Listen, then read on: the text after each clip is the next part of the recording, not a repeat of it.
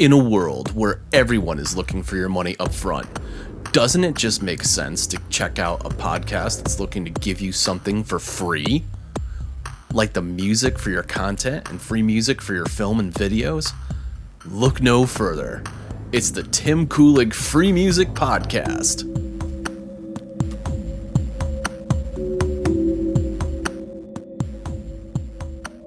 Yeah, the boogie zone. Show me what you got going on back there, man. I can see some some keys. I see some lighting effects. That's a crash landed alien spaceship. It's been there since 1979. I'm too scared to touch it. Yeah, I just got some boogie lights because I find the lights help you keep in the zone, and the zone is everything. This is a garage. This is not a studio. I've got some soundproofing, but it's a concrete wall garage. Without a fourth wall, it's just the door of the garage, so there's no actual sound insulation. So if my neighbor sneezes, I can hear him. Makes things a little bit difficult, but I am working with what I got here. Yeah. And then we got a couple of keyboards. Here's a X Station and a staged piano, like a weighted keyboard. And excellent. Guitars back.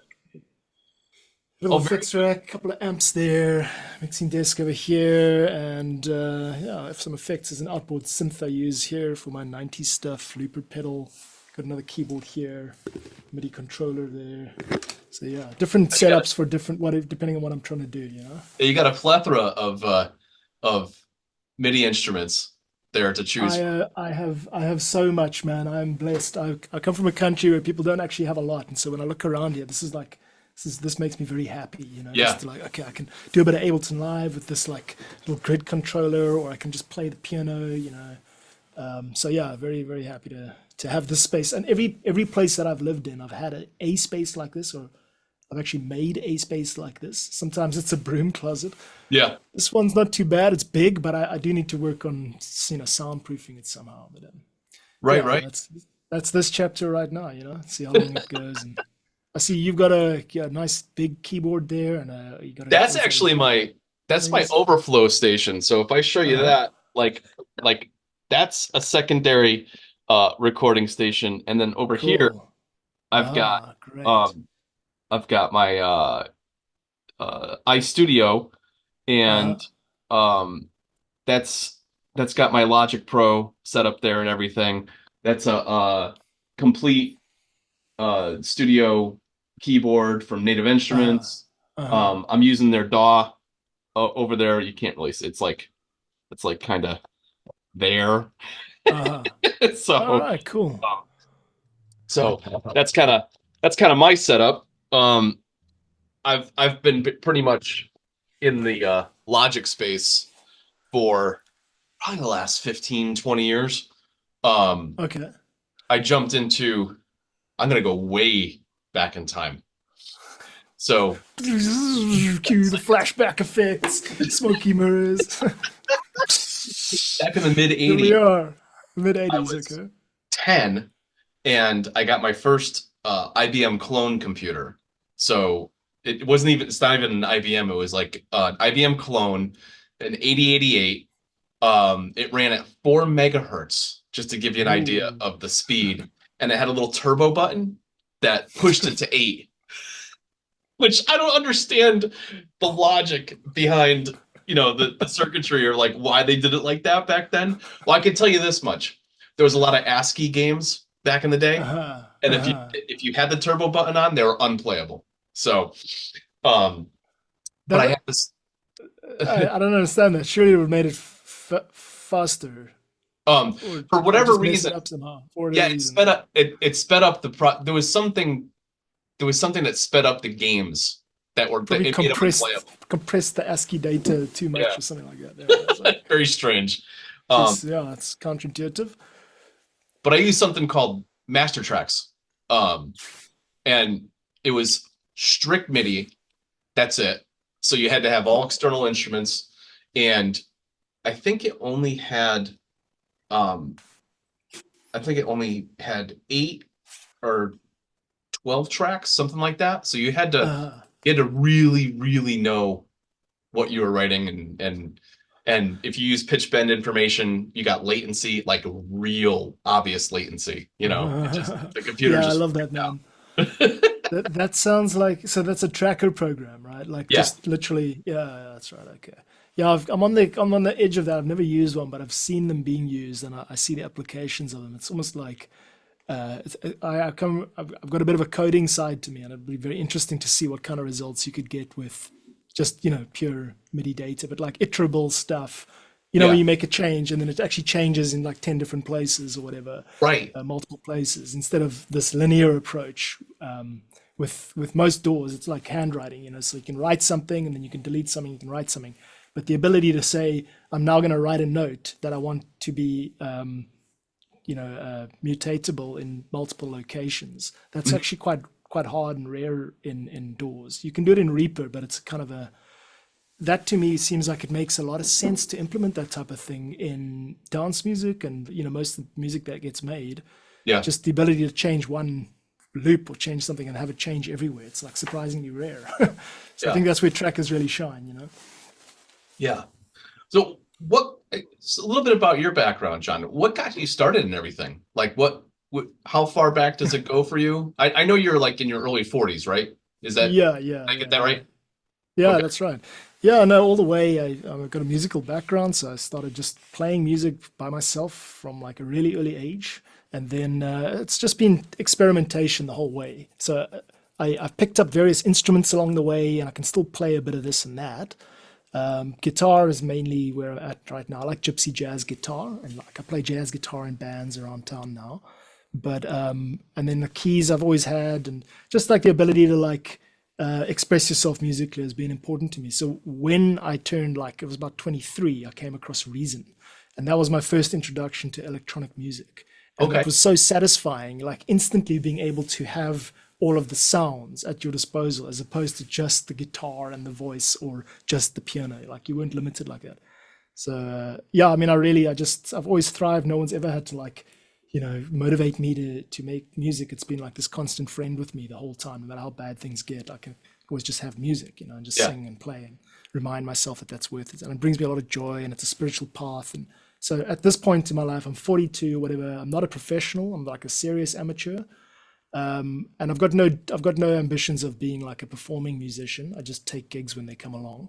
But Yeah. what I do have an ambition of is being a YouTuber that can like basically just spend more and more time doing the creative stuff. So that's the journey that I'm on now. It's like providing all of that creative value to people, and in order to be recognized as as someone of value, and then Yeah. using that to like sustain myself financially, and yeah, and also just emotionally connecting with people. I sit in a dark room all day, so it's useful, like when you connect with people like I'm doing with you now, then it's like, oh yeah, that's right, I'm not just this lonely outsider. You can actually feel like you're making a difference, and helping people with their own channels and all of that. That's where the Yeah. Creative Commons stuff comes in. Yeah, absolutely. I'll tell you, my journey is very similar in Yeah. parallel. When I started when I was like 10 or 12. I wanted to play the trumpet, and I had like debilitating asthma as a kid. uh, uh, So my father's like, no, you're gonna play the keyboard. And part of that was because there was a band that he would go see, that this guy had this really cool keyboard setup, uh, and he ended up being a mentor and a teacher to me. This gentleman by the name of Bruce McPherson. He uh, uh, he wrote his own music, but he also played a bunch of 70s and like ELO, and like all uh, sorts of like like the early era of keyboards and full on, yeah, frequency synth rock. Yeah, yeah, synthesis. yeah. And actually he probably taught me more than any of uh the theory teachers I had, because he literally sat down and was like, okay, so now every instrument you ever want to play is inside this machine, but you can't play it like a keyboard. You have to play it like a piano. You have to play it like the instrument sounds. So you wouldn't play a trumpet, multi-timbral. You wouldn't have multi-polyphony. You wouldn't play chords with a trumpet. So this is how, like, you do like a little pitch bending, a little vibrato, a little this. So he showed me how to emulate all that stuff, and it was invaluable, because to this day I can just take an instrument, and I'm like, oh yeah, I need that subtlety, I need to do this, like tinker with that. So So you're uh, saying you've got it like you can like hear an instrument and then work out how to reproduce that sound on a synth. Yes. Yes. Yeah, that's super valuable. Yeah, like Yeah. understanding all that stuff. Yeah, Yeah. How to actually envelopes. Yeah. maximize the use of the patch, right? Right. Yeah. You know, as opposed to just hammering out notes and then you're listening to it, it's like, oh, it sounds kind of good, but Yeah. it's not how the instrument's played, you know? Totally. Yeah. Well, Yeah. I mean, the two approaches to that, as far as I see, you can get like the approach which is the photorealistic representation of an instrument sound. So, for example, there are a lot of sample banks out there that just seek to emulate with modeling and all that the exact sound of that instrument, and then you get the approximation of the sound, but it doesn't really matter if it doesn't sound perfect because it's its own thing. It's a synth patch. Right. And that for that to work, you have to like see that musical parts are made up of like rolls as opposed to like the purest trumpet sound. For example, the trumpet sound may be the perfect sound for a melody, but if you were to substitute that out with a synthetic sound, it's actually the quality of the melody which will translate into its equivalent sound. If that makes sense. I don't know if I'm explaining it well, but it's about roles. So having a pad sound that plays the role of the string ensemble in an orchestra. Right. You see what I'm saying? Yep, and then having like the FM brass sound that like plays the brass role, even though they're not photorealistically sounding exactly the same, the difference to the listener isn't actually that great. That's what I'm saying. If the music's good, if the music translates, Yeah, it's also a style thing too, right? So you could be playing, if you're trying to make a traditional sounding orchestral piece, then you're going to want traditional sounding patches. However, 99% of the things I make because it's unique in sound. It's a bridge of multiple genres. A long time ago, I threw out the rules of theory, like I understand basic, this is where things need to be, and this is why it sounds good or this is why it doesn't. But most of that happens in my ear because around the time I picked up instruments, picked up the keyboard, a few years into it, I joined the rock band at high school. So normally in the US, there's like jazz bands that you can join in high school. And we didn't have that. I guess there wasn't enough interest and people were like, we want to play pop music. So I was in a theory class and I had a friend pull me out of that class. Like, my teacher wants to talk to you. Brings me over to the rock band class. And somehow I just morphed into this class. They're like, nobody tried out for keys. You know how to play keys. We're learning this song. And then they just put a CD on and they start learning and they start pulling stuff from the CD. I'm like, what is happening right now? And they're like, we're going to learn by ear. I'm like, I've never done this. He's like, oh, relax. It's piece of cake. So you find the root of the chord, blah, blah. And he starts going through that whole process. This is my teacher, John Smeda in high school. He was phenomenal. Within 3 weeks, I was like, I never want to read a piece of sheet music again. I'm just going to pick up the CD and just listen to it and figure out the parts. And that was the end for me. I was like, that's all I need. And the kids across the hall in classical were like, face palm, we lost another one. Exactly. We need serious musicians. Do you have any theory background? Did you go through that whole process? Yeah, I got to about grade 4 theory on the piano and the violin. And so I understand theory. I can read and write music slowly. But I find, it is useful, but it also can get in the way. Depending on where you're trying to go. So I don't throw it out completely. Like I use it all the time. Like, for melodies, like how to harmonize a melody, chord families, and just listening to like kind of best practices and like it's understanding the theory of a language, any language is, it's how you get better at speaking it. It's understanding how to read and write it. It's how you get better at speaking it, and vice versa.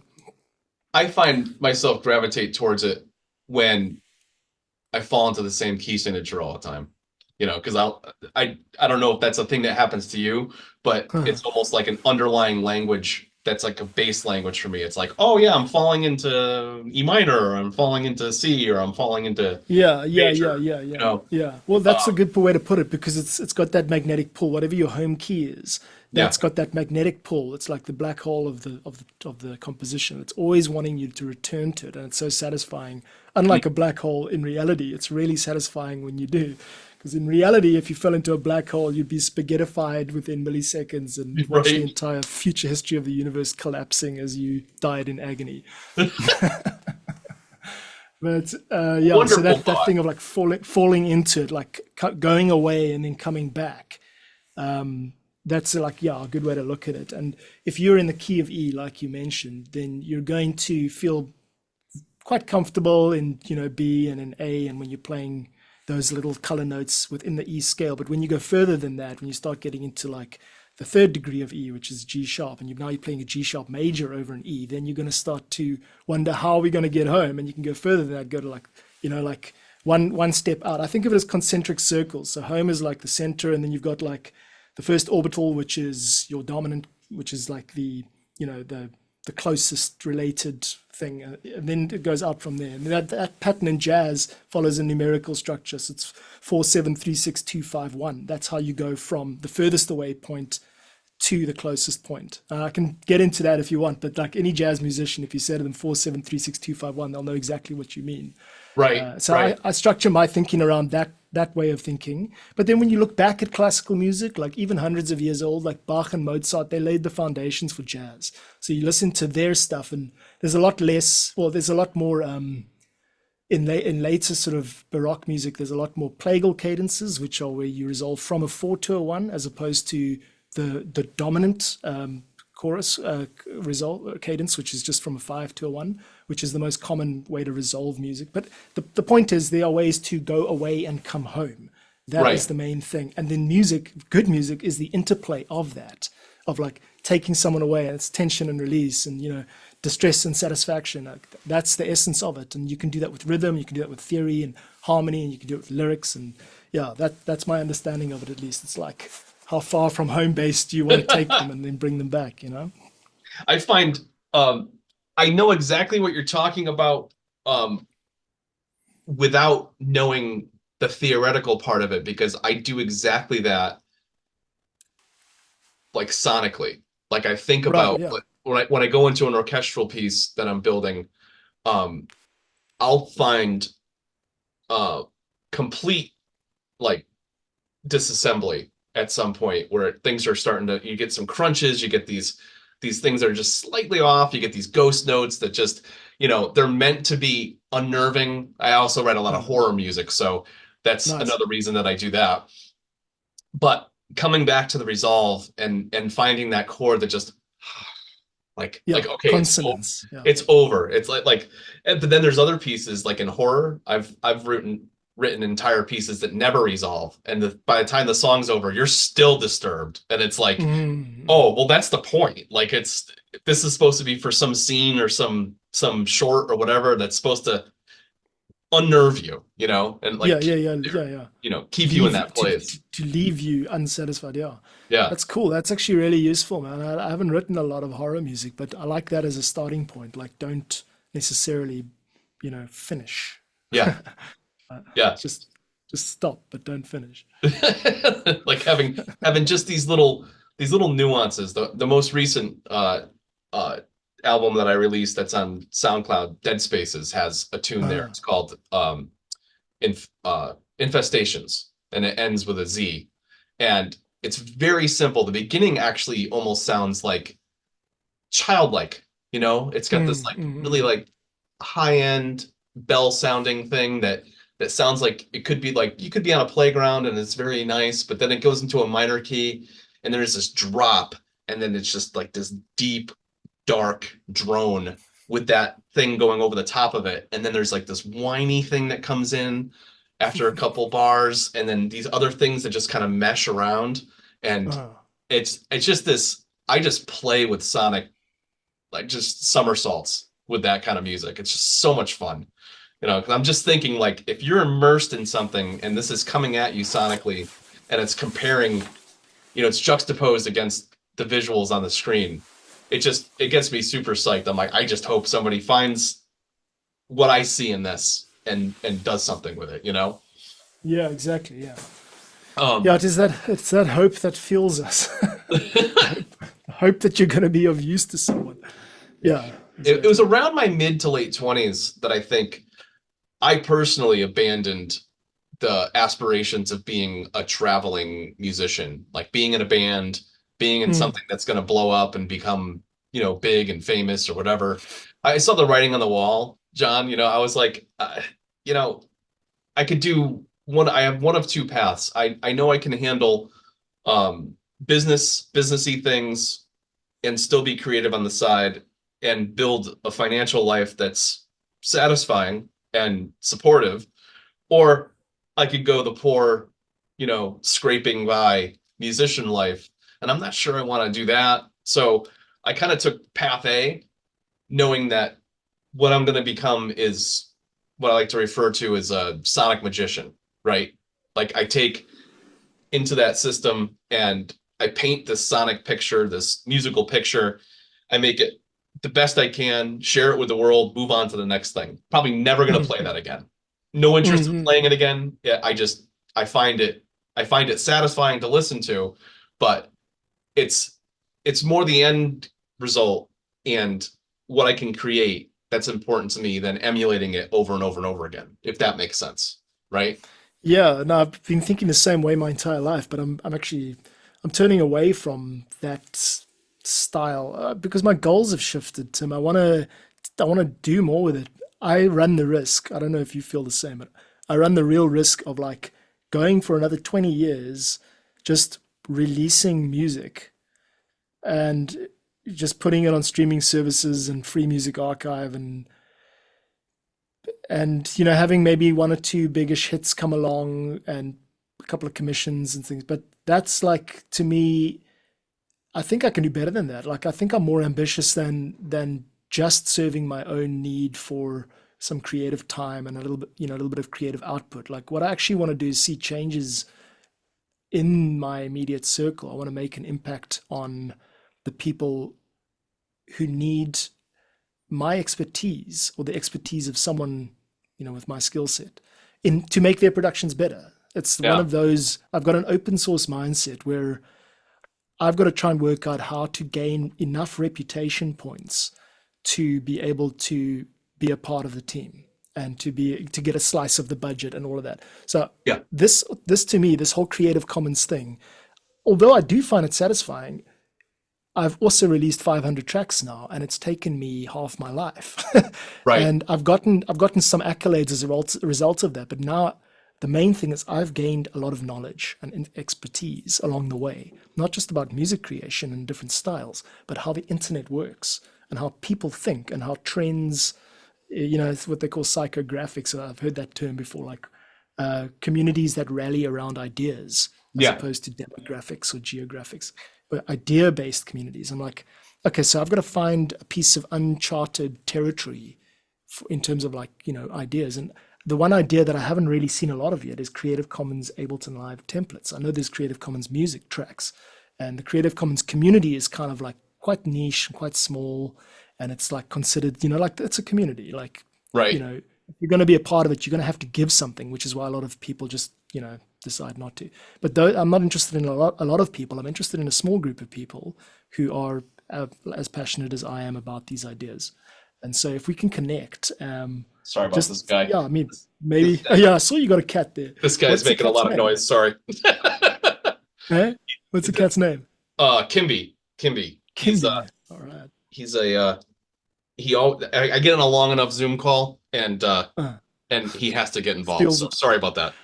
Is that from Mount Kimby? It might be. My daughter came up Yeah. with the name. I'm not sure where she found it.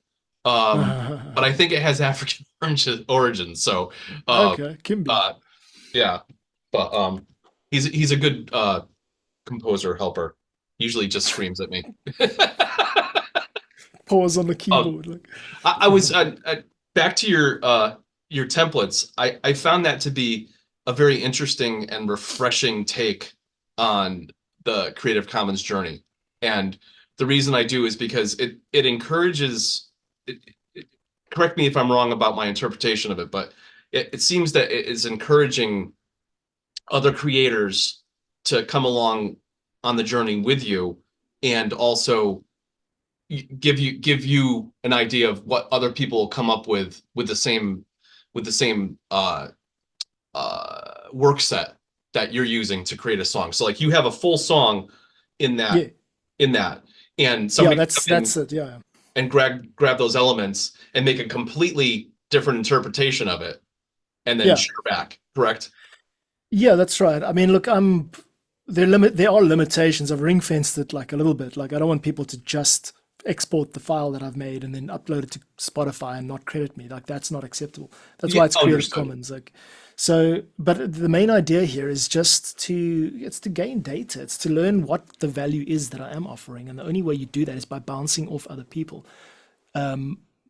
It's invaluable to me to know, for example, my one of my most recent YouTube videos is called it's about Killer Bean, which is a web series, and I had no idea anything about it. I know that's quite popular, which is why I selected it as subject matter to remix. But basically, I've taken a very dry scene from this web series. It's an animated web series about a bean with a machine gun, and it became a sort of a cult. It became a cult hit. And then they got the actual fans to voice the episodes. So the voiceovers are really bad. They sound like Zoom calls. They're not pro actors. So it's this really kind of like friendly, like you know what I'm talking about, like this this edgy kind of thing. There's no big budget or anything, but it's really popular. It's got cult status. So someone mentioned on my YouTube channel, you should do Killer Bean, which actually she just said Killer Bean, please. I don't know what that meant. So I just started looking at Killer Bean. So you had to go and do a deep dive. I had to go and do it. Exactly. So I got into deep dive and I got the story behind it and how it's become a game and all this stuff. And the game looks pretty cool. Anyway, I'm just kind of trying to plug into the Killer Bean circle because about 3 weeks ago, I didn't know there was such a thing as Killer Bean. So that's what I'm talking about, is using Creative Commons as a vehicle. You can kind of like insert yourself into scenes. And what I'm looking for is that scene that I find at some point, I'm going to find it, that goes, holy shit, where have you been? And like now suddenly I've got offers to score games and score films and can you do this and da da da. That's the level of energy that I'm aiming for. And I don't know how to get there other than saying, hey guys, I'm waving a flag, by the way. Over here, there's some cool music, there's some free stuff going on. I show up regularly, my production quality is good, and you can see that I'm offering something to the community. Yeah. So it's finding those people. It's finding the people who can amplify that message for me. And yeah, I mean it's fun too, but like I'm not at the stage anymore where I'm just doing this for fun. There's an ambition behind what I want to do, and I want to replace my day job. Basically, my day job subsidizes my art. I want the art to be running on its own. That's the flip, the life right? goal. Yeah, make exactly. the flip. That's it. Yeah. I agree with you 100%. Around 2019, 2020, I decided to get. So I had done several movies and internet things up until that point, but I hadn't published all my music through like a DistroKid or any of the other like Bandcamp or any of those other places that allow you to self-publish. And I took it real. I decided I was like, okay, I'm going to get real serious about this. I want to make a volume of music in varying styles, just a whole bunch of different things I want to explore. And on some levels, I don't give a shit if people like it or not.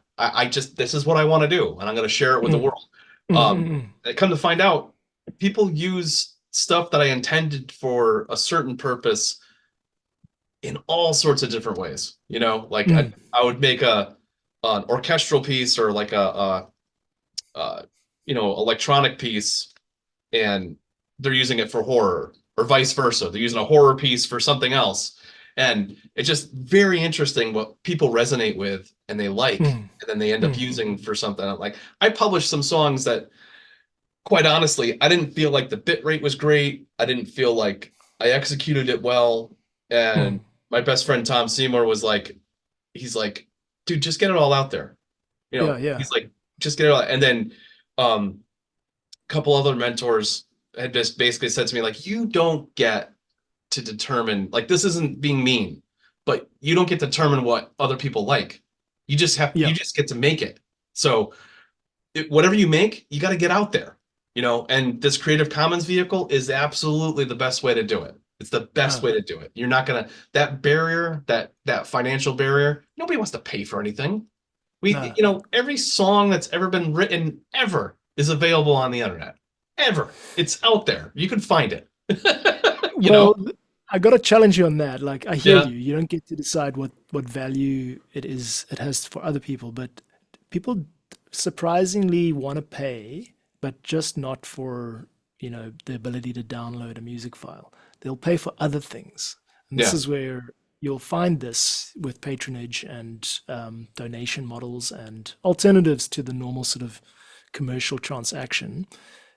Now the question is, what are they paying for? And if you've got a regular YouTube stream and your production quality is good, you show up and then you incorporate the feedback of your audience and you actually let the audience guide what you do next, then you will start to attract revenue, because people will see, this is worth $3 or $4 or $5 or $150 a month, because I am purchasing a feeling of being a patron. I'm purchasing the feeling of guiding this cool, talented person that I'm never going to be.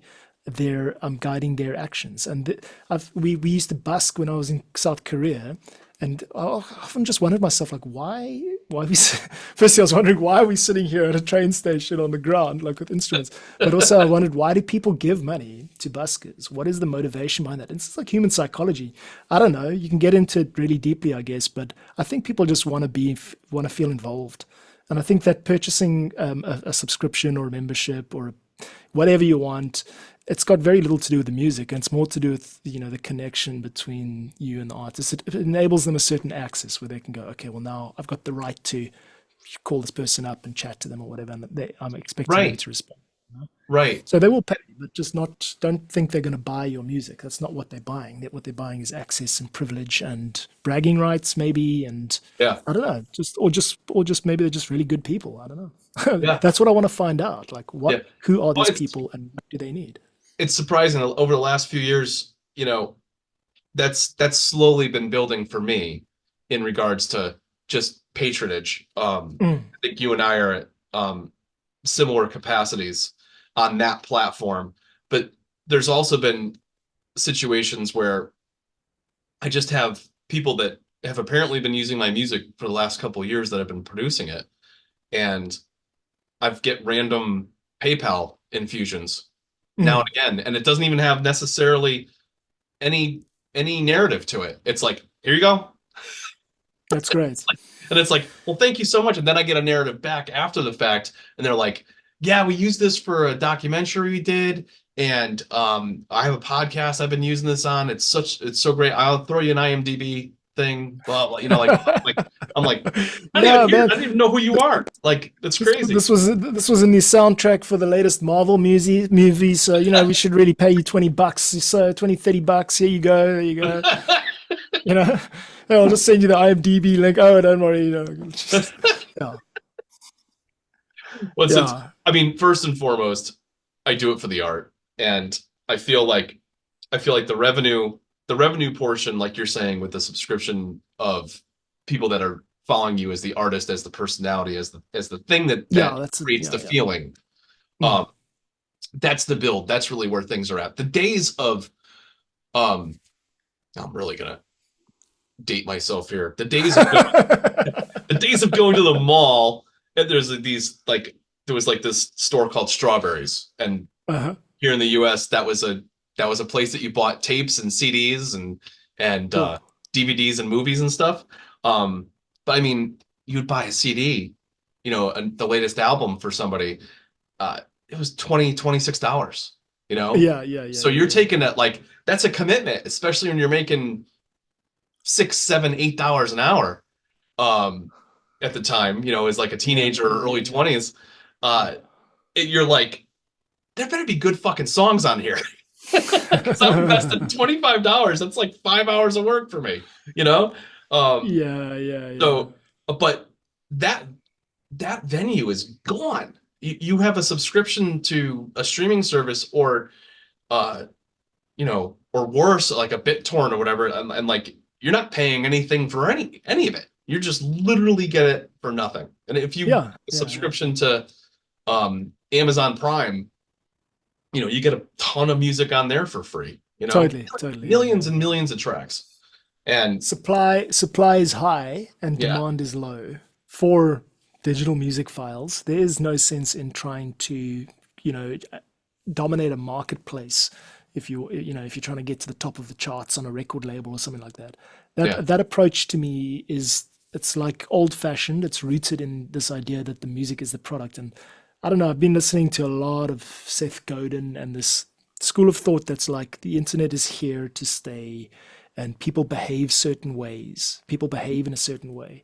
I know we're talking a lot about like music and money and, you know, behavioral stuff, but this to me drives a lot of like how I think and motivates me to keep going, actually. Like, because although it is frustrating putting your work and your time and your actual passion into something, when it's far easier to just go to Suno and generate a song and try and sell it, like most people are doing. The flood of mediocrity, the floodgates are just opening right now. Like we're going to see, like you're already seeing it on YouTube, just like completely AI generated songs that are trying to masquerade as actual artists. And it's great news for us as actual artists, because eventually, you know, the stuff does surface that's real. But the point is, it's just frustrating, the time difference between doing the work and receiving the reward. But one thing we haven't really gotten into our heads yet, because we're not biologically evolved to understand it, is that digital stuff hasn't got a shelf life. It doesn't expire.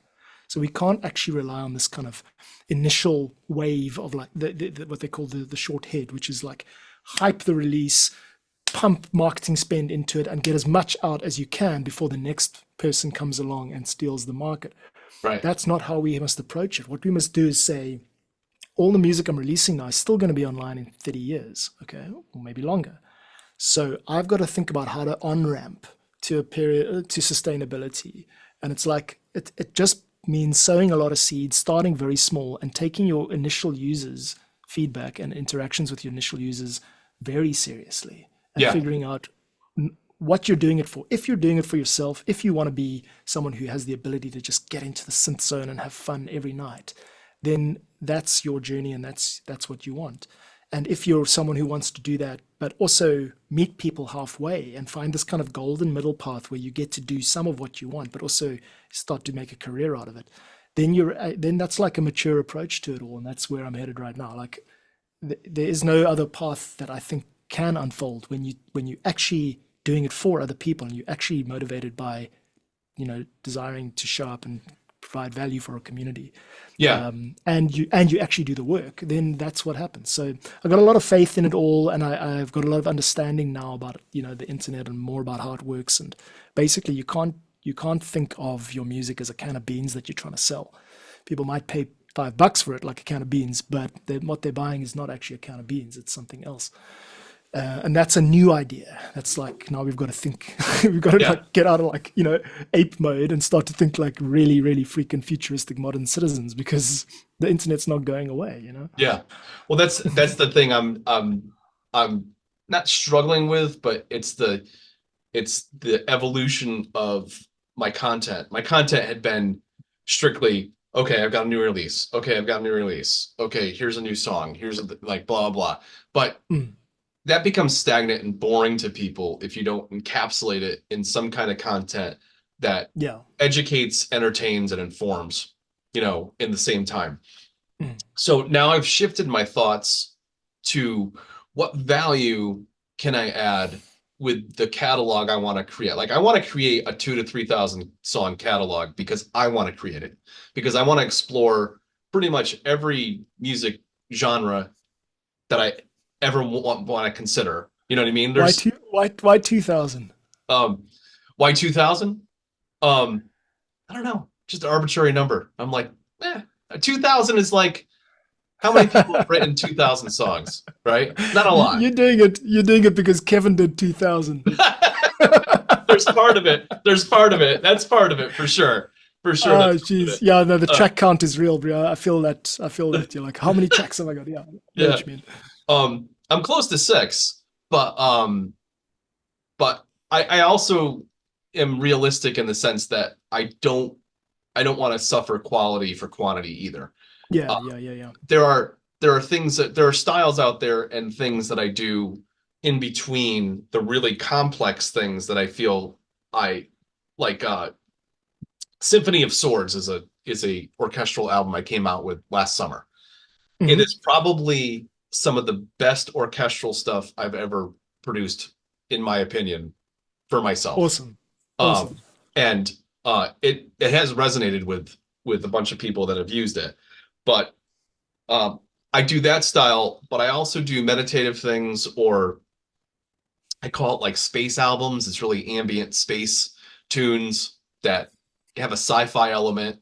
They Cool. don't evolve much, but they do their thing. And uh, those I like equally as much, but it's a mindset thing. Sometimes I'm in between complicated styles that I'm writing, and I'm like, my brain needs a break, but I still need to be creative. I still need to keep exercising that part of my body, that part of my brain, and not lose the like not lose the habit, not don't lose the pattern, you know? Yeah, that's right. Yeah. Um, and it pulls me out of basically it pulls you out of writing the same song over and over again, because Uh-huh. that totally happens if you stay in the same style for too long.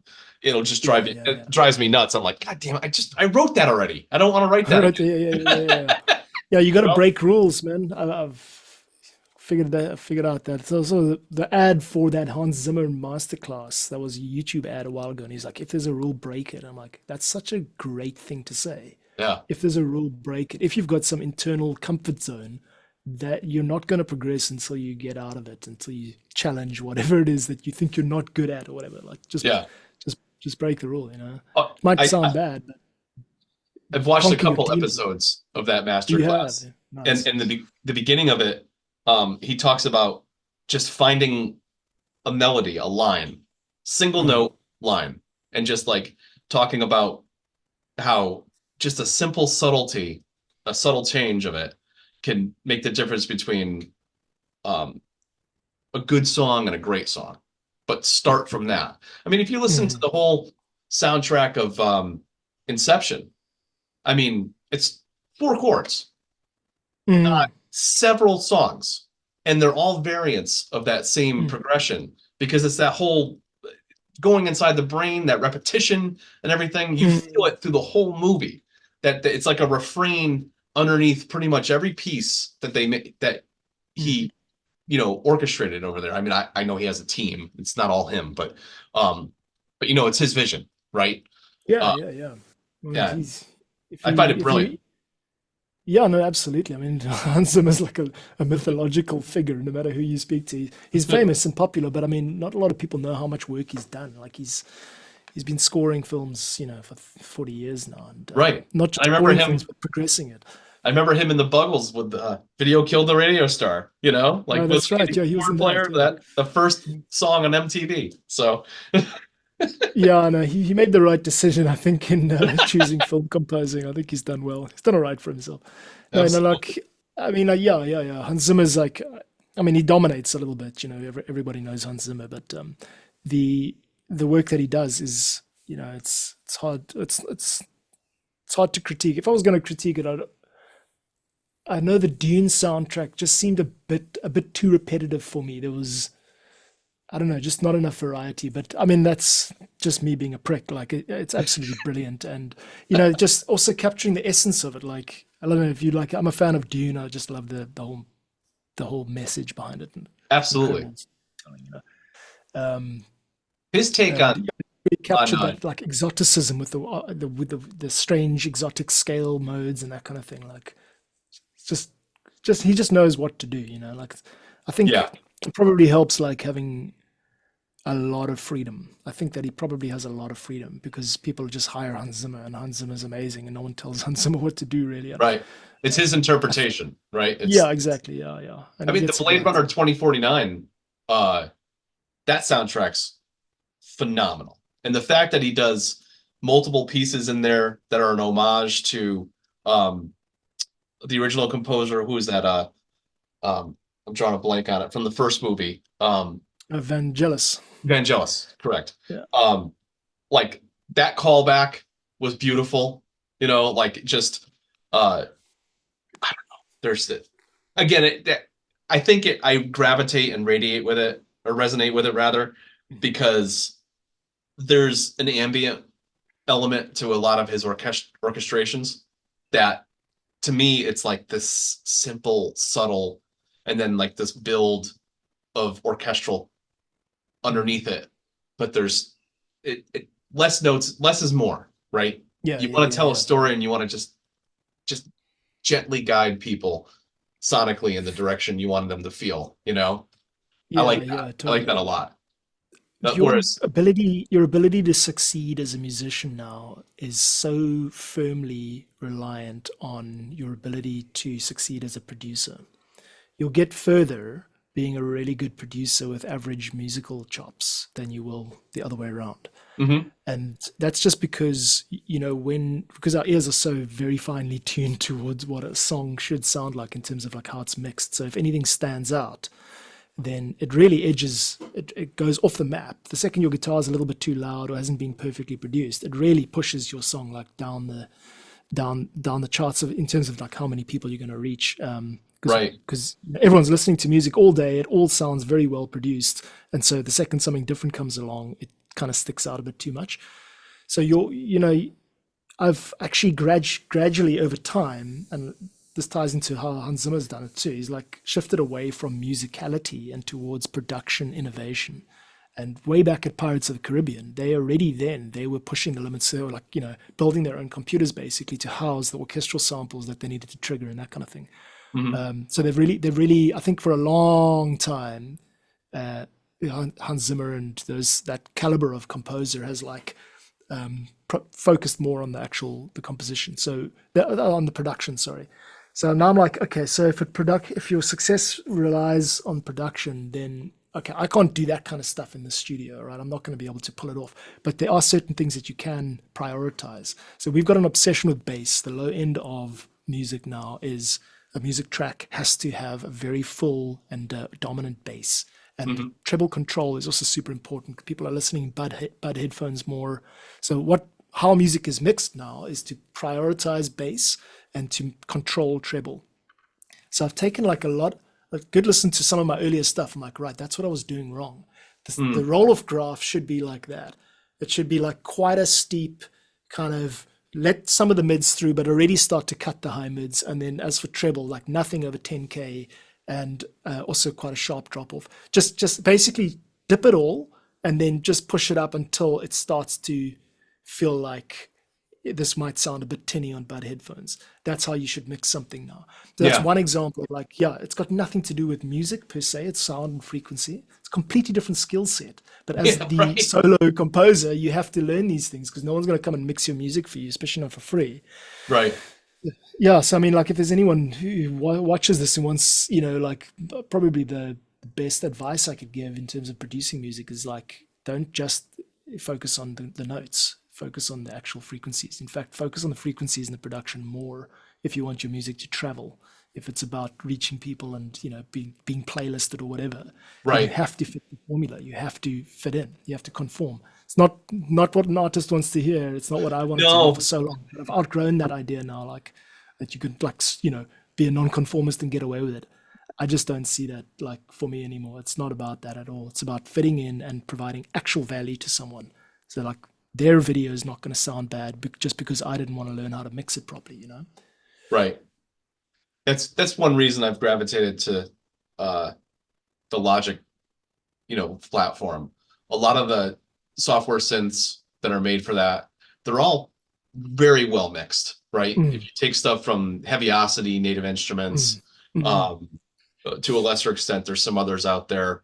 I've had some luck with like 8DO, but there's ones that really pop for me and really do the thing. I find that moving those around in sonic space and adjusting levels and panning and everything, a lot of times 90% of the work is done because they're just so the patches themselves are well produced. Exactly. Yeah. They've already thought about this. They're like, we know where it needs to be sonically. And if you don't go too far off reservation with this, you're gonna be okay. Don't mess with it. Like, we made it nice. Don't destroy it. You crank this up an extra 6 dB. Like, no, you're doing something wrong. It's like, what are you doing? Stay away from that. What do you find personally, like, that? What are the styles that you focus on the most? I've listened to some of your stuff and I really like it. Thanks. But I noticed you like I for the 5 or 6 tunes I was listening to this morning, those airy guitars are a big thing that you like. Airy guitars, yeah. Like very spacey, airy guitars. I'm like, oh, I like that style too. I'm like, that's pretty cool. I got to listen to more of the tunes that you got this in. Yeah, man. I mean, that's the limitation of, like, just being able to play the guitar. I mean, if I could play the trumpet or the saxophone, I'd be using that a lot more. But so trying to find ways to maximize my current setup and skill sets. Rock guitar, a little bit of solo ability. So I'm like, okay, so now that means if I want live instruments in my tracks, I have to pick certain styles. Yeah. So for the last year, it's been mostly I've been looking at the past basically. So drum machines and guitars and synths. So 70s boogie music. That was one of my recent albums, Retro Boogie, 10 tracks, and then the 80s action montage stuff, which there's kind of a bit of overlap. It's all kind of retro, but it's drum machines and rock guitars or boogie guitars, kind of funk style stuff. Nice. 80s, 70s, and 80s, that kind of thing. But I'm actually going to start narrowing down in terms of genre, because I find it draining going, okay, what am I going to do next? What am I going to do next? And then constantly pushing my ability and then putting out a product that is kind of only half as good as someone specializing in that field. So I've got to kind of sort of specialize a bit. And the thing that I'm doing that not a lot of people are doing is 90s sitcom music. That's my big hit. That's fantastic. That's fantastic. So my YouTube channel is built on this one album I did, which is like 90s sitcom music. So I'm going to just get back into that now. I'm using this synth over here, which is the Korg 05RW. It's an old fashioned thing. It's not even it doesn't even have a keyboard. It's just literally the sound module. Oh, nice. It's got one of these, let me see if I can play some of it for you. Have I got it set up? Oh, while we're chatting, I'll try and plug this in. I should have actually done that before. But I'll get some sounds out of this for you. You can get instantly. You'll hear like what that sounds like, and it's like, oh yeah, that's like just like a TV show from the 90s or whatever. Sweet. And it's fun as hell, And then you put some live guitar on it. Well, that's first and foremost. It needs to be that, right? It needs to be fun. If it's not fun, what comes out of you is going to suck. Unless you got one of those clients that's got all the money and none of the sense, then you can just just do a good enough job, and that's also possible. But fun certainly helps with motivation. If you're on a deadline or you want to get something out that's got the spirit, then the fun is the spirit. In fact, that's what you hear when you hear the music. It's the sound of the enthusiasm that's gone into the music to begin with. I think at one point I had a Korg M1R. So that was the rack mount version of the M1, which I played in high school, which was nowadays you can hear the limitations of the sampling rate that they had back. Yeah, that's it. Yeah. I mean, the limitations are part of it. It was still damn good. There was nothing else out there that was doing that. Otherwise, you had to jump into an FM synthesizer and emulate the piano sound or emulate a trumpet sound, and exactly. It just had waveform written all over it and no real sound. It was as close as you can get. It just had waveform written all over it. I love that. Those are fun. Those are fun instruments to play. But again, you're limited to, you have to lug all that stuff around. Lugging all that stuff around, having a really complex studio MIDI setup where you got to trigger all these things, and every time you go outside of the computer, you're running the risk of additional latencies, based on the systems you have and everything. So once they had software synths, I was pumped. But that mid to late 20s, I started with a Pro Tools system for like 4 or 5 years, and I didn't like it. I didn't think it was as user friendly as the Logic system. You know, because the Right. Logic is basically GarageBand on steroids. Yeah, So, exactly. So, um, and I just once I got a taste for Logic, I just abandoned the Pro Tools, route entirely. I just felt like the equipment was expensive. I had a lot of latency problems, even though I did adjustments to the software and everything, and it just that's how I found my DAW. How did you find Ableton? Like, was it from live performance? Was that ultimately like, and then it gravitated to your home studio? Like, how did that work? yeah, well, I was on Reason at the time, and someone showed me Ableton, and then Hmm, I got a bit like turned off because it was too difficult to learn hmm, because you didn't have everything, visually. Like Reason's great with dragging and dropping, hmm. um, parts. But yeah, and then about a year later, I came back to it. I'm like, whoa, this is actually better. It's a better compositional tool, if you ask me, because you've got the ability to write multiple ideas and then hear how they sound together quite Yeah. quickly. You bypass the mouse and you get into like play.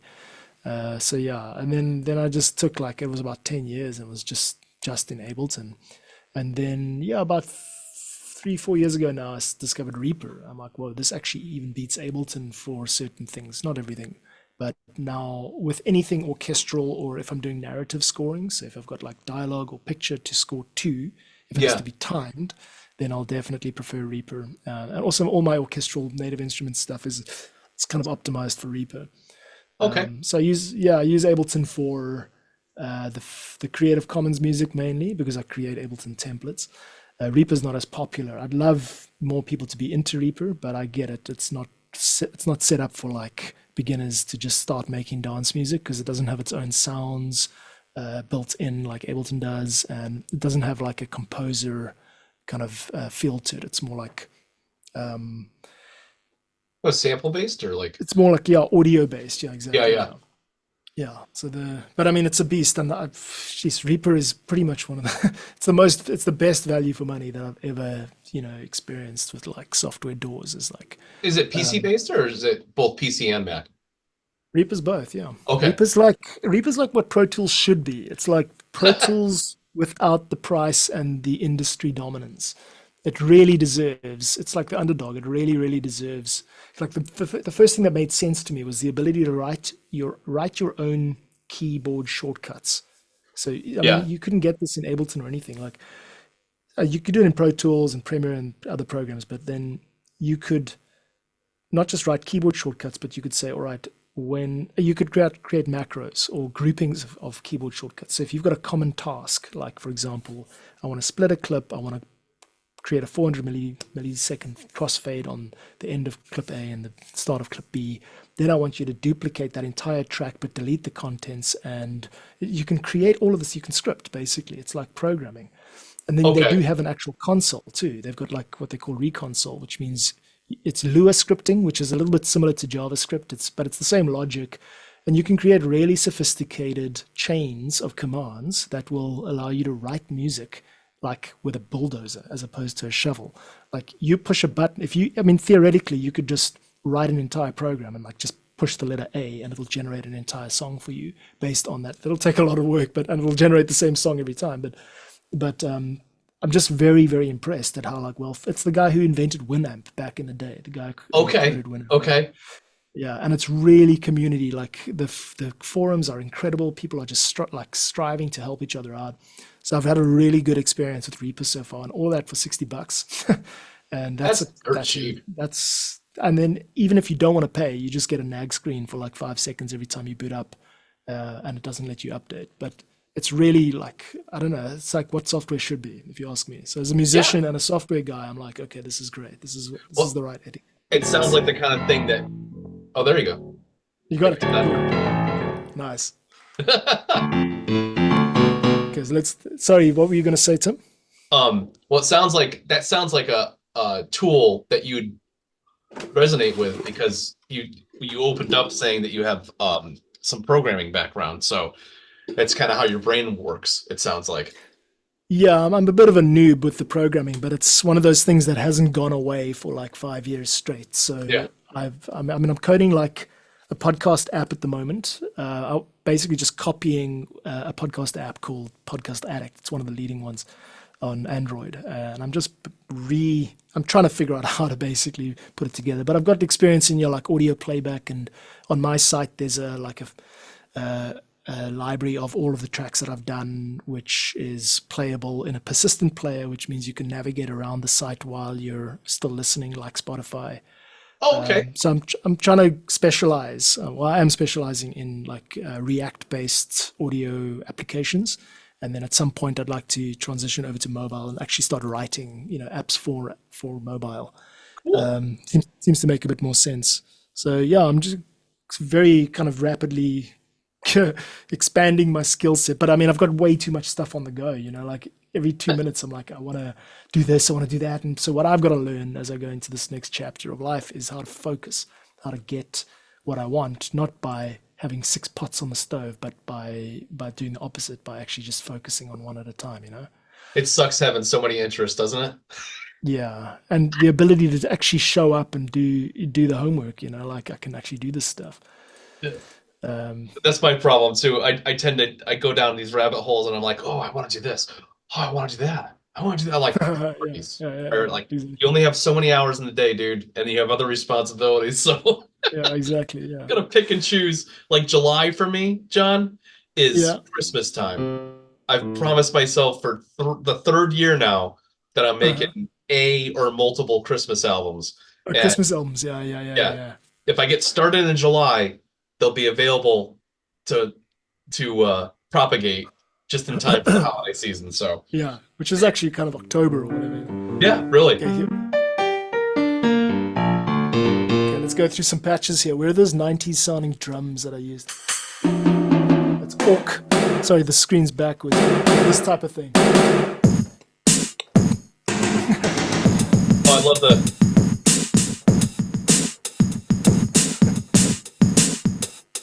Yeah. The gated reverb. Yeah, the gated reverb sound. That, I mean, that is so Phil Collins.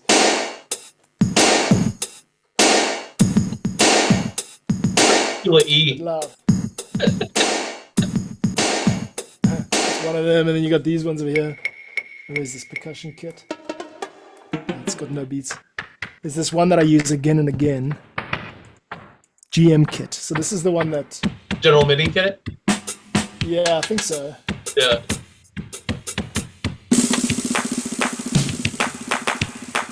Oh, that's totally... How many rap artists use that kit? Exactly, yeah, it sounds exactly like that, huh? But I can hear a Run DMC song in the background. Yeah, so you got that. So I make those types of sounds, and I add that to honky tonk piano sounds, and that's where the 90s stuff that I've been writing comes from. Yeah, that's fun. You can tell it's just like really cheesy and it sounds authentic, and that's because this machine, this synth, was probably from about that era. So it sounds. Oh, absolutely. Yeah, that's where like last year I did like a synthwave album. I did a Buddy Cap album, which was all like inspired by like Police Academy movies and like that's it. Lethal Weapon and that kind of thing. Like just those like montage tunes that were in the background. Totally, yeah. Also, a couple of those tunes on that album had they had like a NYPD Blue or like any of those cop dramas that are in the US here. Totally. The missing ingredient for me is the sax. I can't play sax, but you need that kind of like, like,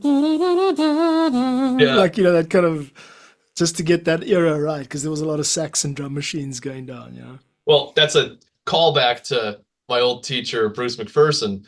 Like, I would sit there and play chords with a saxophone. He's like, no. He's like, you want a sax solo? First of all, it's one note monophonic. Yeah. Which, to all the kids at home, you play one note and that's it.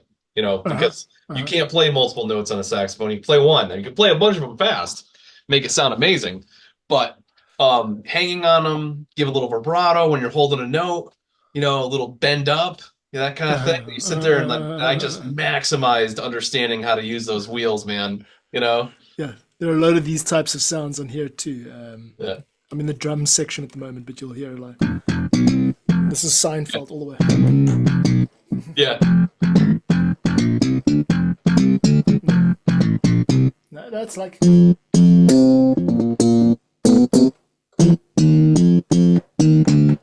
No.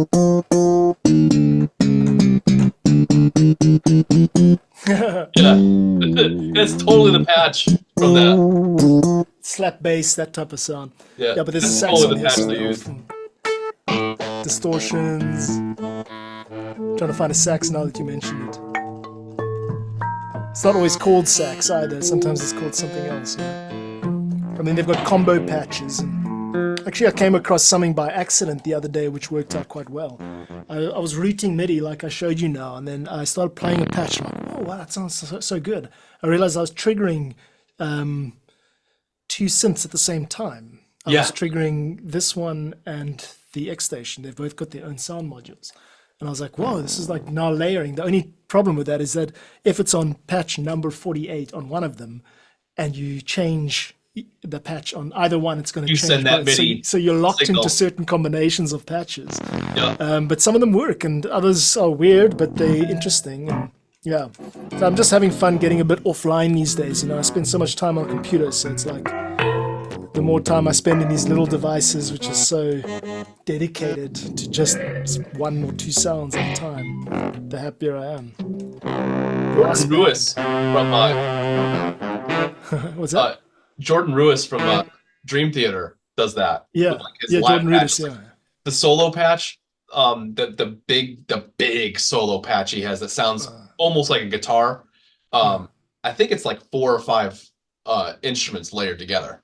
And Right, yeah, I yeah. watched something where he was like mixing it and matching, like getting the sound for the live. This is how I create the sound. He had like a Juno and this and that, like a bunch of different instruments, and it's just like, holy crap! I had no idea it was that involved. Yeah, that guy's a machine. Yeah. But ever yeah, I owned was a- going to ask you, like, where is this all going for you? Like you got a podcast going here, you got a YouTube channel, you're obviously someone who's still just pushing their own boundaries, and you said you wanted to just make music. Do you have any other sort of ambitions on, where you want this to go, or are you happy where you are? I'm just asking you straight because you're a guy in the same position as me. We sit in our rooms and make music all day. Like, Yeah. I mean, I don't have any delusions of grandeur, right? Like, me personally, I feel like guys like yourself, me, the Alex, the Kevins, like all of us, Kevin's his own universe, but but we're the satellites. We're the planets. he's like a giant. He's like The king Antares. who rules. He's like a giant sun comparatively. He's a mentor to us all. He's he's no, like God bless him. ton 682 or whatever that freaking giant black hole is. No, Kevin. What Kevin's done is shown people a way, and he's been an early adopter of the internet, and that's why he succeeded. He was there kind of at the beginning, and he was generous, and I believe that what he's done is applicable to everyone. Maybe not at the scale, maybe he's the icebreaker ship, but the point is we can connect with people and make them really happy and generate like a real buzz about our stuff if we're committed and devoted. And I mean, he must have done so much work. Like, I have no idea how much time he spent in front of a computer writing music and packaging it and uploading it and creating websites and custom JavaScript and, PDF generators for his site. And no wonder he's at a stage now where he's just like, just whatever. Like, he doesn't care. He doesn't want to get involved in admin because he's earned the right to just be an artist. And I think that's what we all like kind of aspiring to. But he's done so much admin. He's done an incredible amount of like publishing admin. Yeah, that's just as inspiring to me as the actual music. Yeah, I mean, that's making people happy and having them enjoy and listen to and resonate with my music, and then share it, like it enough to share it with other people. Like, that's my phase one.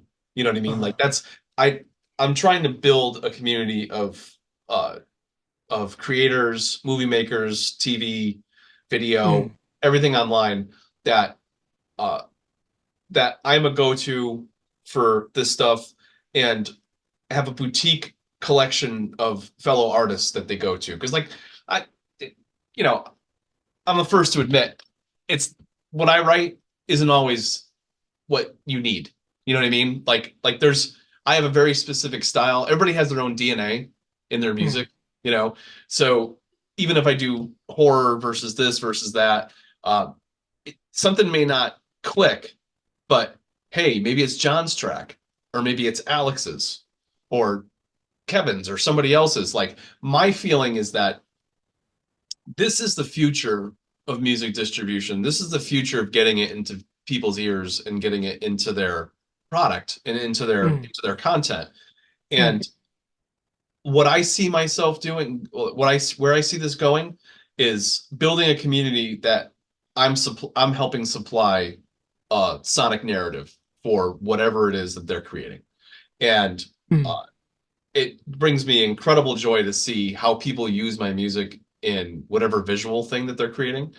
And it's super enjoyable. A couple weeks ago, I went to a movie premiere of a documentary me and Tom Seymour, well, my best friend, are putting out, and we're putting through the festival circuit right now, called American Expendables.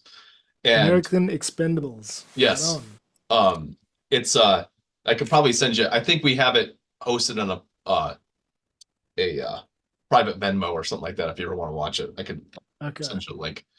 But right now it's going through the festival circuit. Actually, it'll be out on I want to say it's Freebie or Tubi in August, and the actual date it's available, I can send you some linkage. Yeah, let me know. I'll probably, in addition to telling you directly, I'll have it on my Patreon and like all my socials and stuff too. So cool. But I, like you, am at a stage now where I'm like, yeah, I've done the corporate world thing. Can I go back to it? Sure. You know, accounting and finance, those things don't change. You know, that's a yearly cyclical thing that I know how to do. I know how to manage. I know how to report on. A lot of people don't, their brains don't do that, but I guess math and music are the same thing, or a very similar thing. So my brain handles both of those things. But I'd really like to build this to a point where it's self-sustaining, it pays all the bills, and then some, and then I just can be an artist. I could just create for the rest of my life and provide that kind of value, you know? What are the obstacles to that? The obstacles are stuff that you've already touched on, I think, in our conversation so far, which is how do you get it in front of people, right? So recently I've been experimenting with Facebook ads, right? And they've been actually very positive to build followers and or legitimate organic followers on my main page, which has also opened up the ability for my music to be heard further, because with more people following you, with more people and more engagement on the page, it's just kind of opening up different aspects of that platform. And now some people would say, like, okay, well, the Gen Z and the Gen Alpha, that's not really their platform. Well, it doesn't necessarily mean that there's not an underserved group there, because I'm finding here in the US that there's a bunch of people around my age. I'm only like 6 or 7 years older than you. I'm 49. So, but my age or a decade older than me, a lot of people have become frustrated with traditional jobs and traditional marketplace. And they're trying to do their own side thing, their own side hustle, their own thing online. And they're struggling to navigate with the legalities of copyright and everything. And I'm finding this path now, John, that it's like, oh, they need to be informed. They need to understand what they can and can't do. They need to understand the right way to do it so that they don't get their content pulled down, they get frustrated, and they give up, right? So I see a value add there. I see a value that can be added as us as musicians that are giving stuff away under Creative Commons royalty-free, that will reinforce the brand, will reinforce people using it, but also provide that value, right? And provide that service. It's the whole reason Yeah. I'm engaging frequency music, is because I know if on a long enough timeline, the people that are using my music are going to run into a problem if I don't protect the catalog and show a way and a path to using it under this registration process with a simple attribution language, which 90% of the people that use my stuff that I can search for are using the attribution anyway, so it doesn't matter, you know. But it also, like, I'm coming at that from a let's protect the creators first. I don't want somebody else going out there and registering this and screwing up all the stuff that you did and being like, hey, there's this claim. It's not me. It's not me. I didn't claim that. So that's why I want to get in front of it. You know, I'm early enough in the game that I can do that. Whereas, I don't know, somebody like Kevin, that stuff is so embedded in the internet. I joke it'll probably break YouTube to register all that stuff. You should just do it like final will and last will and testament, like delete my entire catalog and red flag any usage of it online. He'll put people out of jobs, man. Yeah, okay, so that's cool. So then that's more of an educational role then. You'd be relying on, like, you know, keeping up to, because I mean, I've been reading this, I'm planning a Creative Commons video now, like basically what is the role of AI in Creative Commons, and I've been reading this stuff on the organization's website, and it's basically just still a big gray area. They're saying, for example, oh no, sorry, I wrote it down. It's the challenge is distinguishing between what has been created by AI and what hasn't, because currently we haven't developed a way to do that. So that means it's an incentive for the flood of mediocre, music to start disguising the stuff that's been hand curated. So it might be the case that these platforms like Free Music Archive, which is built on Creative Commons ideals, they'll have to start putting terms and conditions in around AI usage, AI generated content, or perhaps have a separate category for it or something like that. And I mean, there will be recognition tools. They'll pop up, like it won't actually be that hard in future to figure out what has been written by Suno and what hasn't. We're already starting to see that plagiarism checkers with ChatGPT and that type of thing. So it's not just a completely opaque system where we just have to accept someone's word for it. We can actually double check, but it's all of this admin around it that makes it particularly difficult and subject to misunderstanding. So yeah, I think that if you're going in the direction of becoming some kind of agent of education or information around Creative Commons, then yeah, I encourage you to do that. I think it's going to grow. It's been around for 20 years. I know Lawrence and the other guy aren't going to be around forever, but I think the philosophy of having something to fill in the gap while the law tries to catch up with the technology is like, this is this kind of like, Creative Commons is this kind of like ramshackle idea. Like, okay, guys, we can't have a complete vacuum here. That's just going to make it like abuse for everybody. Right. So we have to have some way of attributing artists and there's got to be something rather than nothing. So I'm a believer in it, but it's really hard. Like, there's not a lot of search volume for stuff like Creative Commons. People don't know what it is. They just search for royalty free or copyright free. So if you're trying to make a name as someone if you're trying to plan a business or you're trying to grow a community on the back of making a name as someone who's into, Creative Commons knowledge distribution, then I think it's going to be quite a long game, to be honest. I think. Yeah, it's definitely not something.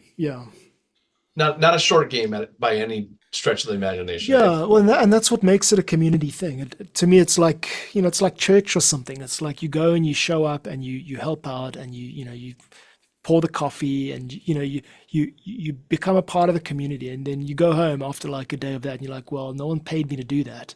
But then 6 months later, you get something that you needed for free, and it saves you money that you would have spent somewhere else. And that's what community is. It's like, I'll scratch your back, you scratch mine. But in this case, I think you can actually, you can make a career as a Creative Commons musician, but I think you just have to be extremely prolific and you have to also, I mean, this, I don't know if this is right or not, but you have to get some kind of promotion from an established platform.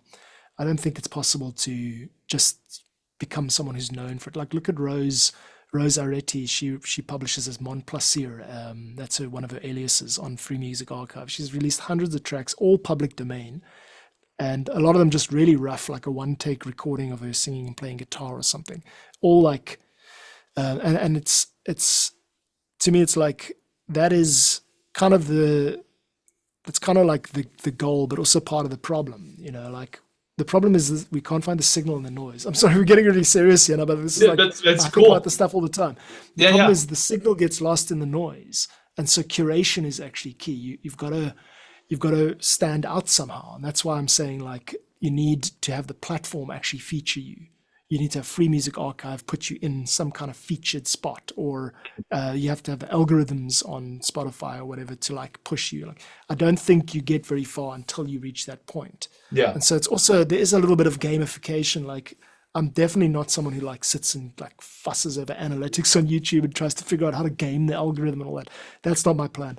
My plan is to wait. It's to continue to show up and to continue to wait. And I've got, like some successes as a result of that. Like I'm doing the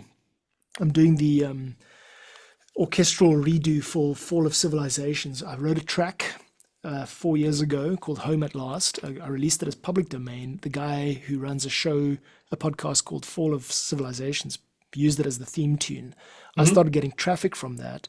And then recently I reached out to him and said, do you mind crediting me? He doesn't have to because it's CC0, but he's a very cool guy, Paul Cooper from the UK.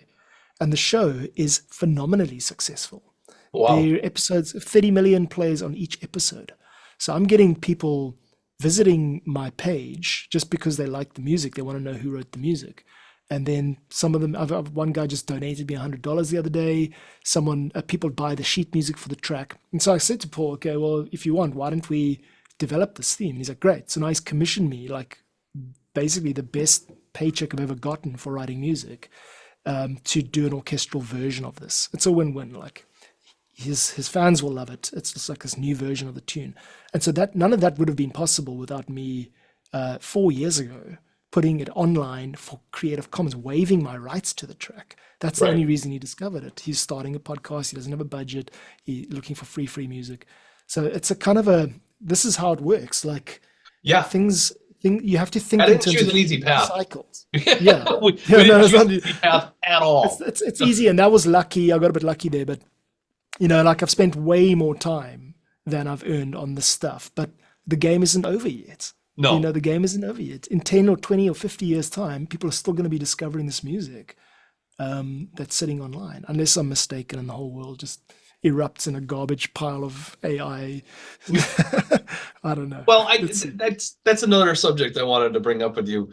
The AI music generators, like specifically, what you call it, Suno and Udio. Suno, Udio to a lesser extent, but Suno. I'm finding that then there's huge lawsuits right now against them from all the big guys. Good luck. Universal, Sony, all the big guys are like, you're not telling us where this is coming from. We can hear similarities, blah blah, in there. And I don't know if you've ever ripped one of those apart from the waveform, but what's really interesting about these models is that what you're hearing is really one instrument that morphs between all the other stuff. Because when you pull those out, you'll hear the bass in its own thing. You'll hear the vocals in its own thing. But then you'll hear these auditory artifacts that show where on the sonic spectrum, like the drums are coming in, and you can feel that come into the audio, the vocal patch, and vice versa, and everything. So it's like it produces it the same way that ChatGPT produces an answer word by word by word. It's doing the same thing with the music, right? It's taking it in these little cuts, and you're separating it into the requisite parts, and most of it is separated out if you do that in Logic and you pull it apart.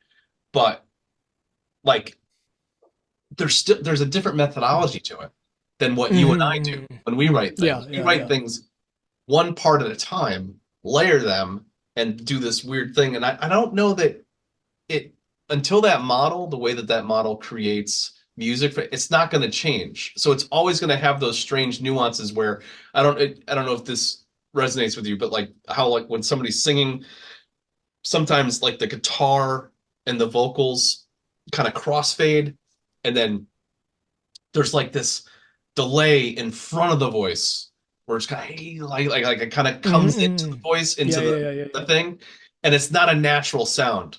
It's not a natural sound at all. And then even the tail end of it does that too. And even the soloing will come in, and the soloing is like some white noise that suddenly becomes a guitar and suddenly isn't, which has its own little effect and feeling to it too. It's very unique. It's very unique. But for these companies to scream that that it's a copyright infringement, what's to say I don't sit there over a 2-week period and listen to every Taylor Swift song and decide to make music in that likeness, and not strictly rip it off, but literally like be like, okay, I'm gonna write a pop song that has these elements in it. Like, are you gonna come after me for that? Because there's you know what I mean? Like, pop music already sounds like it's AI generated. Already. That's what I'm saying. Like, the type of music that an AI music generator can produce at this point in time doesn't sound very different from what the best pop music producers are producing. It's modeled on that. So that's probably why pop music producers and the major labels are getting defensive, is because it's infringing on their territories so stringently. But all that it means, I think, is that pop music, what pop music sounds like, has to change now, and no one likes to change. It's costly. No, but they've been pumping out the same shit for the last 25 years. Yeah, and I mean, well, it has changed, but the point is, it's you're not going to hold back. They're not going to win. They might win a round or two, but the AI generated stuff it's providing a lot of employment opportunities for people. It's saving people on their marketing costs, and great, go power to you. If you're someone who's running a small business and you need, for example, you need to make as if you need to generate a nice backing track for your restaurant, Facebook ad, or you want to make people laugh so that they come visit your YouTube channel. So you generate a funny song with funny lyrics. You don't have to actually pay for it. Right. That's cool. I mean, go for it. That's totally it. But what that means is that the scarce element will now change. So it used to be that the scarce element was access to a musical recording artist who had the ability to compose and produce music. That was something that was like you paid for, and that was like, if you got someone singing a song about your restaurant, that was like a big deal, and people would pay attention to that. But now it will become very quickly obvious that it's just very common to generate this type of music, this AI stuff. And so what is scarce? And that's what drives the market forward. Everyone's always asking, what is scarce, and then they go for that, and they attribute value to stuff that may have been common in the past, but now it's scarce. The only thing that's valuable is that which is scarce: time, land, gold. That's the only reason that these things are valuable. I think also, to your point, it's also novelty is scarce. Like, if you're going to use one of these pieces of software, it's building a song off of pre-existing music. It's not going to do, at least not with the current models or anything that they're planning on, it seems. It's not going to do something like, are you familiar with Faith No More? That band? Not really, no. So I know the name, but they had a side project called Mr. Bungle, and Mr. Bungle is the most eclectic combination of styles you could possibly imagine, and it is done in a way that's still listenable. I mean, literally like 70s to like heavy metal to like twisted carnival music to all these different things. It is a auditory cacophony of interesting things that just kind of meld together. None of these models would ever come together and create that. Not the way I see them right now. There's just no way. So you'll probably see an increase in interest in the coming days for those types of gimmicky fringe elements. People will hunt down what's scarce, you know. Music created before AI will become considered increasingly valuable, even though it's old. The point is digital, like I've said now a couple of times, the stuff that's online doesn't expire. Right. Until SoundCloud dies or whatever. But, you know, so people are going to be satisfied like for a short time by the novelty of AI. And then there'll be an industry around it. There will be people as the software develops. Because can you imagine what's coming next? Suno AI is currently a web application. You can generate a song. But I mean, there's nothing to stop them from then creating a complete cloud-based DAW, which will enable you to generate all the individual parts of a song, tweak and refine elements as you like. For example, you could single out a particular guitar chord and change it, change its pitch or change its timbre or anything like that.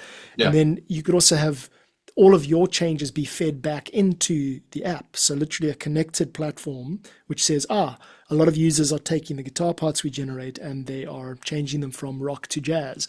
Let's start to prioritize the jazz trend or whatever. Like whatever. That's never going to happen because no one ever prioritizes jazz or rock. But you get what I'm saying? Like there can be a data element to the actual creation of music that fuels the entire direction of popular music as we know it, which is coming in the future. But this idea of like that AI is going to somehow cover the world in a blanket of like inaccessibility, like people are going to be unable to experience art. And that's, to me, the hype and the fear, it's like ridiculous.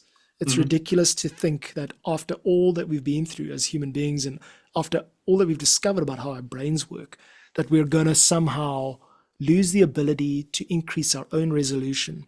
We already can see the green outline around a computer graphic in a film from the 90s. We look at Kurt Russell movies now and we laugh because it's funny, because you can see he's not really on a surfboard being chased down a highway by sharks. It's CG. You can see that. But at the time, it was awesome because it was new and you couldn't tell. And it's like, whoa, there's a shark. And the excitement overwhelms you. And that's what's happening now.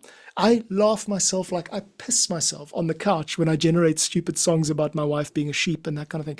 With Suno AI. It is so funny. I can't get over how fucking funny it is. You can put people's names in it. I sent my mate a message about the weekend we had. We went away to the farm and had a great time.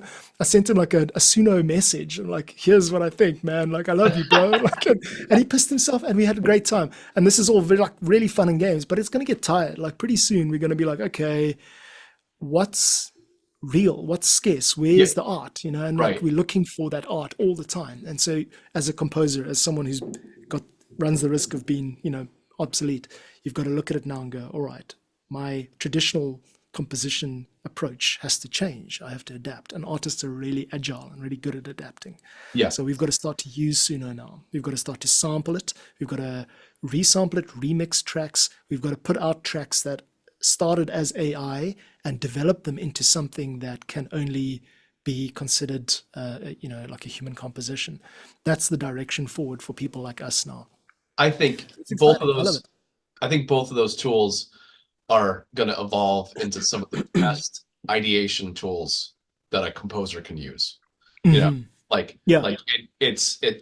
going to spawn and stimulate new ideas, especially like coming back to a throwback to what I said earlier, which is, falling into the same pattern, the same key signatures, same pattern of playing. Suddenly you have this thing that's spitting out ideas and you're like, oh, I can develop that. That sounds really fun. I do the same thing auditioning patches in my computer. That's it.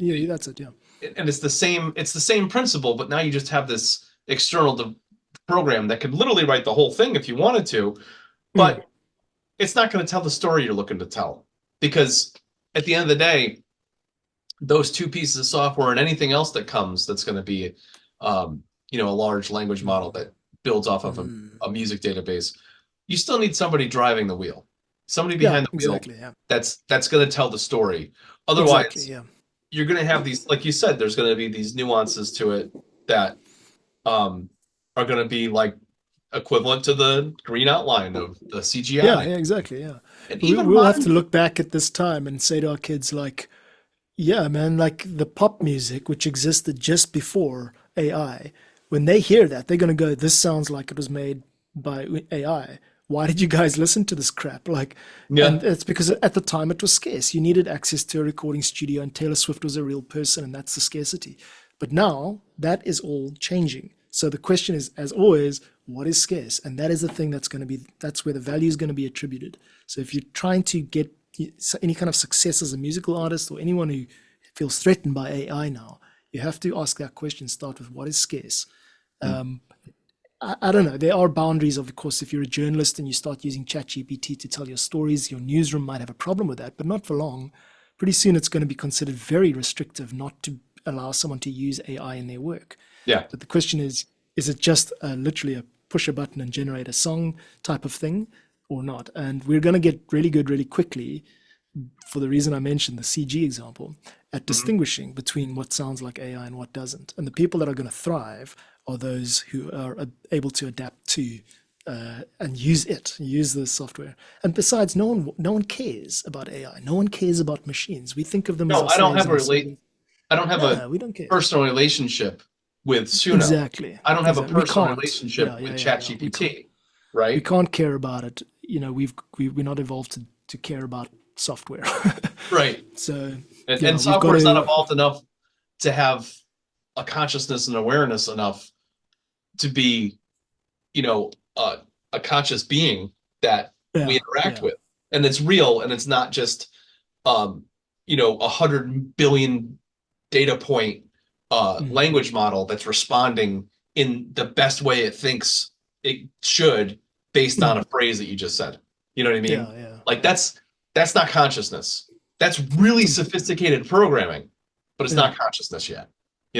This is we're on the springboard of a very, very deep conversation here. I don't want to do it. I'm tempted to, but I don't want to. Okay, that's fair. That's for another conversation another day. Totally, man. You can get into the weeds with that kind of stuff. Yeah, I'm excited about AI. I think it's going to be great. I've got to actually just start using Suno. I think what I'll do is release an upcoming collection, or start releasing songs that are at least partly AI composed, and see where that goes, exploring that. What do you feel about publishing those? Are you going to publish those?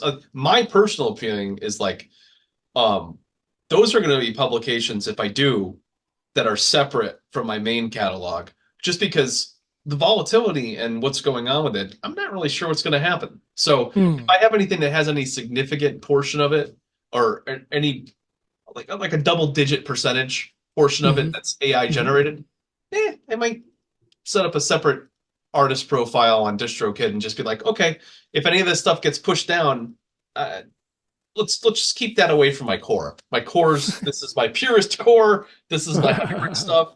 I don't know. Maybe that's just paranoia, but I don't think it makes, to me at least, it's like using Suno would be like using a VST. It's just a bigger, more powerful tool which enables you to express whatever the point is you're trying to make.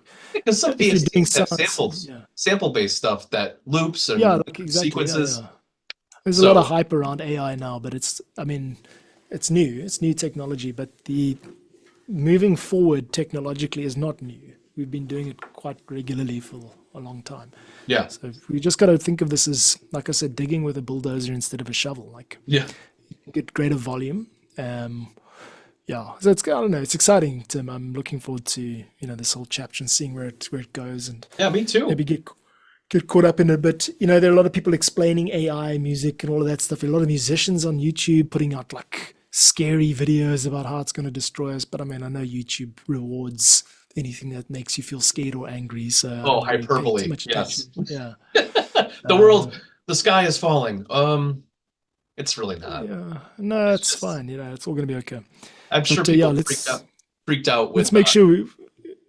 the computer era. Like with typewriters. Oh, everybody that uses a typewriter is going to lose their job. No, the job is just morphing into something different, you know? Goes back to the wheel.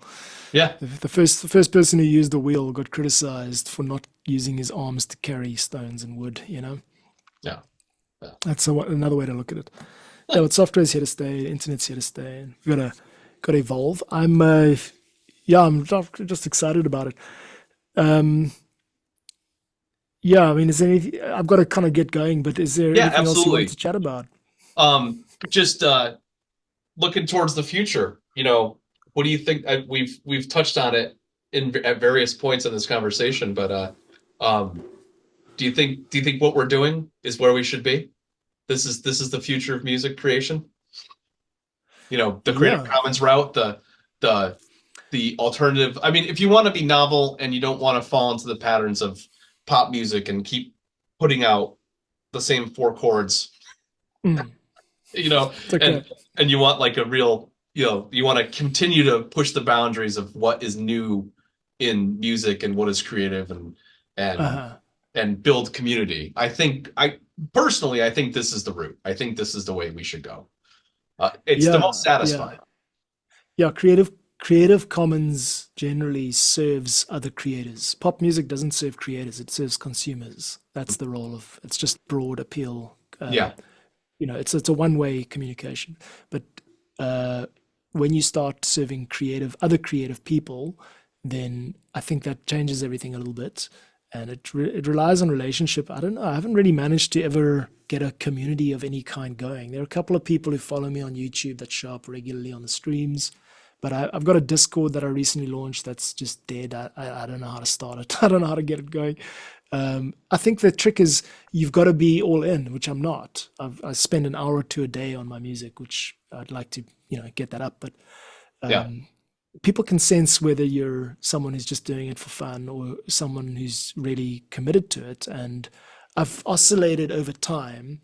Yeah. Which one am I doing? And I've decided I'm not going to be like quitting my day job and going fully into this like YouTube thing. I'm not. But that doesn't mean that over time, slowly, I can't start to attract people on a similar mindset. So I think if you're going to, so you ask the question, is this the way to do it? If you're going to do Creative Commons and if you're going to do this using your reputation to attract potential business as opposed to a traditional marketing approach, which is using, like a capital outlay to attract business, then you have to be prepared to wait. You have to be patient. You have to be slow and consistent and patient and be smart. You have to learn YouTube. You've got to learn how the current state of the algorithm works. You've got to learn how to optimize stuff, certain things. You might have to pay, like I'm probably going to pay for TubeBuddy, which is the kind of YouTube Analytics assistant. tool. Yeah, and Yeah. it's analytics. It's a lot more than that. It's just, I think it pays for itself if you are putting out regular content like I'm doing, then it can really help with that.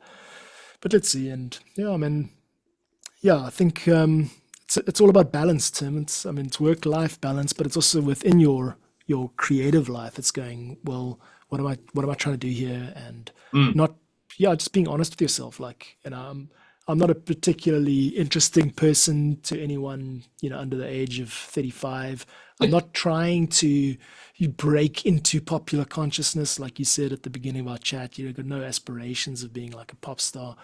All that stuff I think has to just really seep into your messaging and your image online. And like yesterday I changed my YouTube header. It was a bit shitty, and so I changed it to just a quick my name and a quick explainer underneath of what I do. This is the banner image of my YouTube site.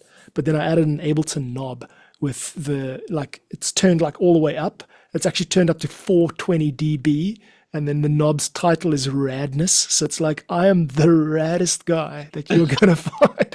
And the word radness is like old school. It's like a dad joke. So that's my vibe. I'm not trying to pretend to be a cool music producer anymore. I'm just a fucking dad with 2 hours a day who thinks he's really rad and makes 90s sitcom music. And that's life. That's I love where it, dude.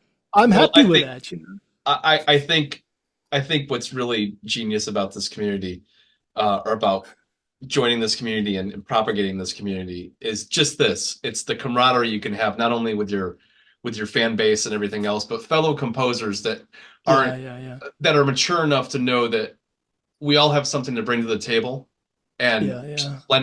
there's plenty of content creators and consumers out there for all of our music. So if I help you, you help me, we help all of us, Yeah, exactly. And this is where it's at. This is like Yeah. when I find, I feel like going forward, like when I find a path that's helping it, I would be remiss not to share it with you, not to share it with Alex, because like this is what we're trying to do. We're trying to build these communities so that we're adding value, and it's not just this thing that's pay to play on terrestrial radio that just gets shoved down your throat. I haven't listened to terrestrial radio in like 15 years because I could care less. Yeah. No, that approach doesn't work. Yeah. But yeah, I mean, who knows if this one does? We'll see. I mean, I'm starting to see more paychecks, which is great. Yeah. Because slowly, like from the catalog, I get like an increased amount from the streaming services, but that's like nothing. It's mostly like people finding me and saying, "Hey, can I commission you?" And like, I've had 3 commissions in the last 6 months, which is like more than I've had in the 5 years before that. So I've started to like see the reputation that I've built. Now what I'm going to do is I'm going to explore the CC Mixter community, which is the actual Creative Commons. Yeah. It's really like jank. It's the website's really old and the moderators are slow, but I think there's a lot of heart in it. That's what you would expect from a community. Like I said, it's like you go there and you help, you pour the coffee and you kind of get to know people a bit. And I've just got to get this idea out in the open of like, Creative Commons Ableton Live templates, because I've seen Ableton Live templates which you can like pay for and then download and remix kind of copyright freestyle, but that's like you're buying a product. And then I've seen Creative Commons music tracks like WAV files and all that. But I like this idea of like, do you know that when you use this Ableton Live template, you can actually republish it as long as you credit me as the original. So it's a share alike license, CC by SA. I think you're onto something, man. Gaining reputation while providing, I don't know who the user is though yet. I know that a commercial music producer might be like, nah, this isn't really the style of music we produce. I know that a young person who's just started with Ableton Live might love the idea, but not actually want to pay $6 a month for my Patreon for it. So I'm trying to find out who it's for and what what the outcomes are, and then refine that. Yeah. So maybe I'll send you a pack. You don't use Ableton Live, eh? I want people to. Ever since hearing that you were using it, it's made me interested in exploring it and checking it out for sure. So it's fun. It'd be a cool way to interact with you going forward too, to like test it out and check out some of your stuff. Check out some of the templates and play around with them. I know there's gonna be a learning curve, but that's fine. I've learned. Yeah, well, let's do this again, and we'll have a chat, and we'll do another podcast episode or a YouTube live stream or something. Maybe I thought of a cool idea of synchronizing live streams, so you could actually stream your setup, and I could stream my setup, and then we could, like using Zoom or another software like that, we could share a screen. So it's literally like one live stream being broadcast simultaneously to 2 different channels, and then we kind of take turns. So like, here's me showing you my Ableton setup, and then we flip over to you and you share your screen on Zoom, and then you have the kind of the airtime for that section. I don't know how to do it. I'll ask my friend, but that type of thing is cool. Yeah. This first round, I'm hoping the audio is going to be okay, because I didn't go to the point on this setup. This is my PC setup. That's my Mac with the actual microphone and everything else. And in retrospect, I probably should have done it with the mic, but it should be fine. The last time I did a Zoom call this way, I was able to capture everything. But hey, that's part of it too. Is like anything too refined, online for content, people get bored of it because they're like, it's overproduced. Great to chat to you, dude. Yeah. Likewise. Thank you so much for your time and attention. I appreciate you being on the same page. It's super cool to meet you. Yeah, likewise, man. And I hope to do this again real soon, man. Yeah, for sure. Let's make a day. We'll get a date on email. But yeah, just subscribe to each other's channels and follow each other and share the love. Yeah, see where it goes. Awesome, man. Great talking to you. Have a great day. Have a good day.